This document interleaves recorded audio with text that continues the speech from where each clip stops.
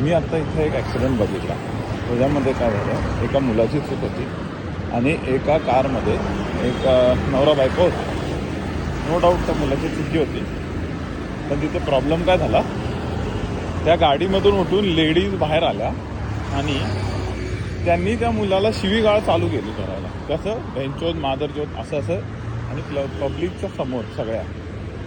आणि जर त्यांना थांबवलं नसतं तर त्या मॅडमनी त्या मुलाला सगळ्यांसमोर कानाखाली वाजवली. पण मला हे म्हणायचं आहे, ही अथॉरिटी कोणी दिली? आता तो मुलगा त्यांनी मान्य केलं की त्याची चूक आहे, तरी पण त्या मॅडम थांबत नव्हत्या. आई बहीण त्याची करत होत्या. हे जर उलटं झालं असतं, जर मुलांनी मुलीला येऊन असं आई बहिणीच्या शिव्या दिल्या असत्या तर हे किती वाईट आहे. माझं हेच म्हणणं आहे सगळ्यांना की लेडीज लोकांनी किती अशा रोड रेजमध्ये पुरुषांना शिव्या घालू नये आणि पुरुषांनी लेडीज लोकांना घालू नये. कधी कधी लेडीज लोक जास्त चिडतात, तर त्यांनी ह्याची काळजी घ्यावी ही विनंती.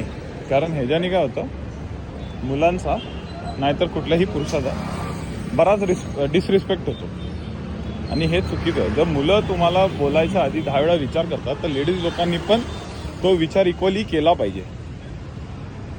जय महाराष्ट्र. थोडंसं सांगा मला पण तुम्हाला काय वाटतं ह्याच्यावर. धन्यवाद.